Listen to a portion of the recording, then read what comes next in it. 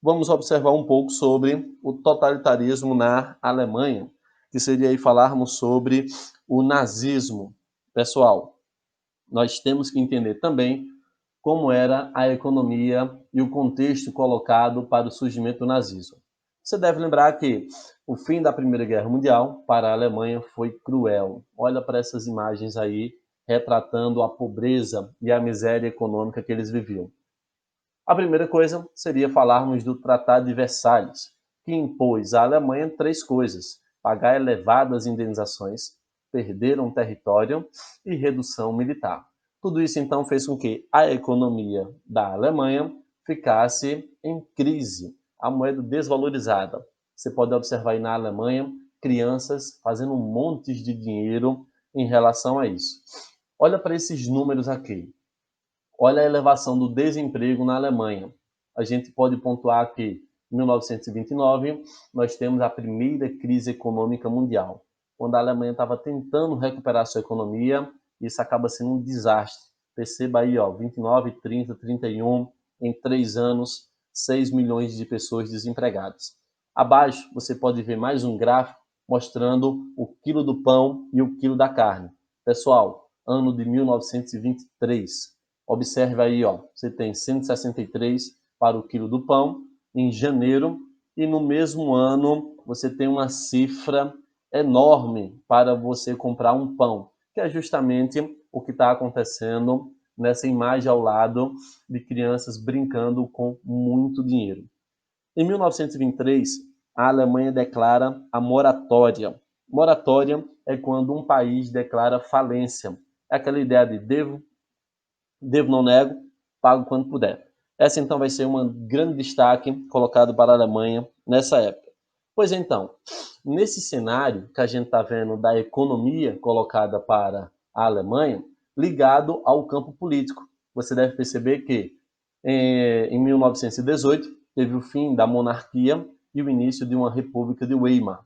E aí, claro, já que a economia ia muito mal, e a política estava nessa troca de governo de monarquia para a república, aparece o socialismo, inspirado nos russos querendo subir ao poder. E aí, claro, os socialistas alemães, eles acabaram radicalizando e tendo como referência a Revolução Russa. Eles acabaram fundando a Liga Espartaquista, que posteriormente se transformou no Partido Comunista Alemão. Os socialistas acreditavam que a Alemanha estava pronta para iniciar uma revolução nos moldes em que ocorria na Rússia. Com o fim da guerra, iniciaram algumas ações entre novembro de 18 e janeiro de 1919. Eles acabaram montando comitês revolucionários e acabaram também fundando uma república bávara. E aí, claro, tivemos o conflito entre socialistas e milícias de corpos de voluntário. Essas milícias eram formadas por ex-oficiais e ex-soldados do exército alemão e acabaram sendo financiados por burgueses e proprietários de terras, que não queria o modelo socialista. E aí, claro, acabaram assassinando dois líderes importantes, ganhando destaque para a gente aí o Karl e a figura de Rosa Luxemburgo. São aí dois nomes importantíssimos em relação ao socialismo na Alemanha. E aí, claro, a resposta para a crise, nada mais, nada menos, foi do que o Partido Nacional Socialista. Foi diante desse contexto pós-guerra que o nazismo surgiu como uma força para resolver o problema. Com o término da guerra e a economia delimitada em razão do Tratado de Versalhes, só tinha uma solução. Era o Partido dos Trabalhadores Alemães, de extrema direita, nacionalista e antissemita, que tentava competir, claro, com grupos comunistas e socialistas. Nesse, nesse período, de 1919, o Hitler assumiu a liderança desse partido, organizou e acabou criando o nosso Partido Nacional Socialista dos Trabalhadores Alemães, conhecido também como Partido Nazista. Esse, então, vai ser um destaque para a gente. Pessoal, o Partido Nazista começou a ganhar um grande número de seguidores e o apoio significativo da parcela industrial burguesa, funcionários públicos, comerciantes e desempregados. O Hitler, inspirado na Marcha sobre Roma de Mussolini, tentou organizar uma marcha sobre Munique, mas o movimento foi fracassado, o Hitler foi preso, foi dado a ele 5 anos de prisão, mas ele foi anistiado e passou alguns meses na prisão, cerca de 8 meses. Foi na prisão que ele escreveu o famoso livro Mein Kampf, Minha Luta, no qual ele explica o pensamento nazista. Pois então, esse acaba sendo o grande trunfo do Partido Nazista: resolver a crise econômica e política que a Alemanha vivera naquele período. E aí nós temos um destaque importantíssimo para a gente, que vai ser o cenário das eleições de 1932. Fique claro na sua cabeça, o cenário eleitoral era extremamente influenciado por esse contexto de crise política e econômica. Do mesmo modo que na Itália, os grupos de esquerda dividiram-se entre si a respeito de qual rumo deveria tomar. As classes médias, os milhões de desempregados, alguns grupos de operários e camponeses passaram a acreditar que o nazismo poderia solucionar a situação do país. Nessas eleições de 32, então, o Hitler se candidatou à presidência, conseguindo ainda 37% dos votos no segundo turno. Perdeu as eleições. E depois aparece aí algumas vantagens no parlamento. Eles conseguiram eleger, aliás, ter 14 milhões de votos e eles elegeram 196 deputados. Isso acaba sendo um trunfo muito forte. O Hitler tomou posse como chanceler em 30 de janeiro de 1933, quando ele foi convidado pelo presidente.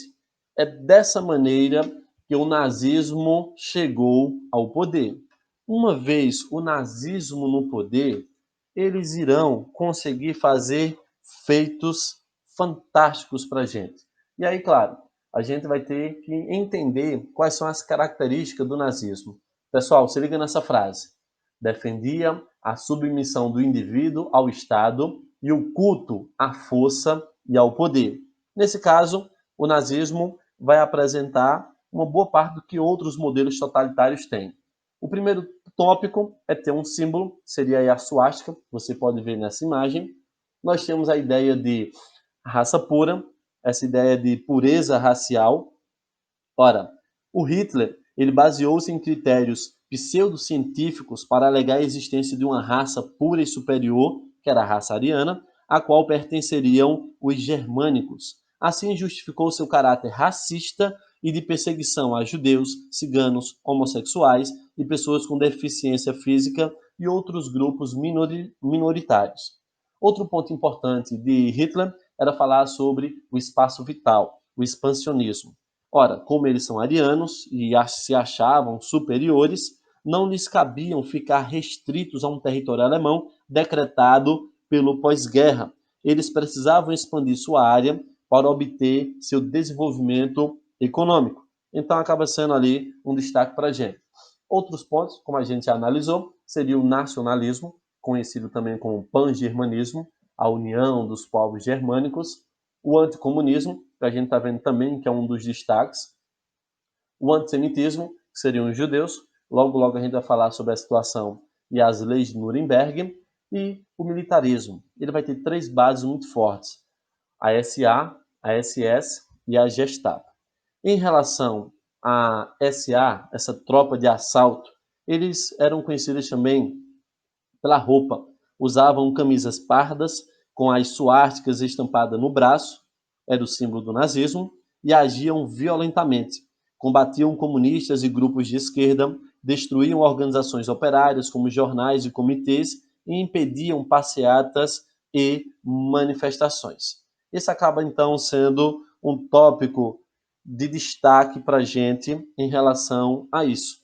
Pois então, outro destaque que a gente vai perceber com os nazistas no poder é nós entendermos que o Hitler ele acabou ganhando o poder de derrubar governos estaduais e locais e ele, de fato, vai se tornar presidente em 1934, quando ele acaba trazendo a morte do presidente, dando início ao Terceiro Reich. Pois então, uma vez os nazistas no poder, oficialmente, aparece aí para gente as principais medidas adotadas por ele. Primeiro, o culto ao líder, que já era de se esperar de um modelo totalitário, esse é um destaque.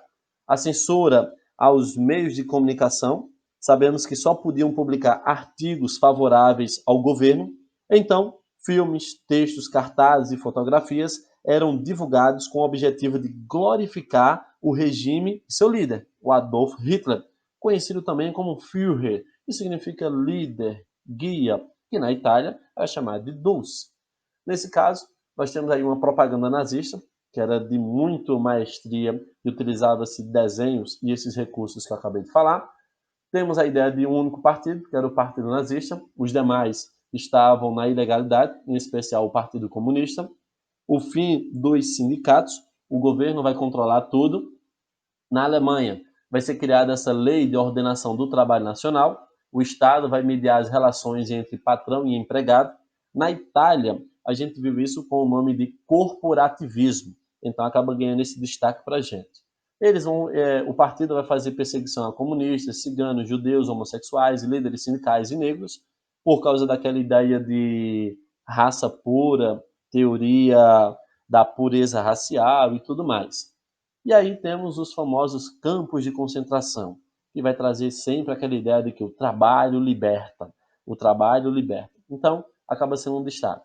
E também temos aí a Alemanha com um processo de expansão territorial e militar, que a gente vai ver a quebra do Tratado de Versalhes e essa ideia de espaço vital, essa teoria do espaço vital aparece aqui somado para a gente.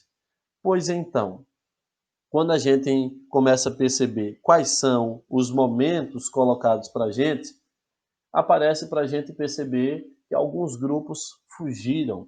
Temos aqui dois nomes importantes. A fuga de Bertolt Brecht, era um poeta, cientista político, muito importante para a época e para o século XX. E também tivemos a fuga do Albert Einstein, de origem judaica, que também foi aí um dos pontos chaves. E tantos outros cientistas que tiveram que fugir desse período. Pessoal, então você pode perceber que muitos destaques apresentam-se para a gente nesse intervalo. E aí, claro, em se falando dos judeus, aparecem as famosas leis de Nuremberg. Elas foram decretadas em 1935 e acabou instituindo de modo oficial, uma política oficial do Estado, o antissemitismo. E aí eles colocaram as seguintes leis: identificar quem era judeu ou tinha ascendência judaica, proibiu o casamento entre alemães e judeus, proibiu judeus de atuar no comércio ou nas indústrias, obrigação de trabalhar em serviços braçais do Estado e a segregação em guetos e em campos de concentração. Você também pode observar do lado essa estrela. Era o símbolo para identificar os judeus, a famosa estrela de Davi. Ela era costurada nas roupas dos judeus durante os anos do Holocausto, como forma de identificação na Alemanha nazista. Então, são pontos interessantes que a gente deve dar destaque. Pois então, aqui nós temos as Olimpíadas de 1936, que vai quebrar essa ideia de raça pura, superioridade e tudo mais. O Hitler, ele acabou tentando utilizar dessas Olimpíadas, realizadas em Berlim, para mostrar o poderio e todas as vantagens que os alemães têm. E aparece esse americano, o Jesse Owens. Ele vai ganhar e quebrar recordes nessa Olimpíada, trazendo toda essa ideia de superioridade alemã de água abaixo. Então, esse acaba sendo um dos símbolos dessa Olimpíada e um modelo contra essa pureza da raça ariana imposta pelos alemães. Pois então, para que a gente possa finalizar, temos a seguinte pergunta: podemos classificar o nazismo como um movimento de esquerda? Para responder essa pergunta, Eu vou colocar para vocês uma entrevista que o Hitler deu naquela época. O cara pergunta a ele: você se define como um nacional-socialista e se o programa do seu partido é a própria antítese do que é comumente associado ao socialismo. E aí o Hitler responde: o socialismo, abaixando sua xícara de chá firmemente, é a ciência de lidar com o bem comum. Comunismo não é socialismo. Marxismo não é socialismo. Os marxistas roubaram o termo e confundiram seu significado. Eu tirarei o socialismo dos socialistas. Essa, então, galera, é uma resposta do próprio Hitler. Ele ainda continua dizendo para a gente: o socialismo é uma instituição ariana germânica antiga. Nossos ancestrais alemães mantinham certas terras em comum. Eles cultivavam a ideia do bem comum. O marxismo não tem o direito de se disfarçar de socialismo. O socialismo, ao contrário do marxismo, não repudia a propriedade privada. O marxismo não envolve negação da personalidade e, ao contrário do marxismo, é patriótico. Poderíamos nos chamar Partido Liberal. Optamos por nos chamar de nacional-socialistas. Não somos internacionalistas. Nosso socialismo é nacional. Exigimos o cumprimento das reivindicações justas das classes produtivas pelo Estado com base na solidariedade racial. Para nós, o Estado e raça são um. Então perceba que o Hitler ele foi muito esperto. Ele conseguiu utilizar do nome social, socialista, para angariar o público de baixa renda, angariar esse público popular por causa da crise econômica que a Alemanha viveu, e ele tentou ressignificar a ideia de socialismo.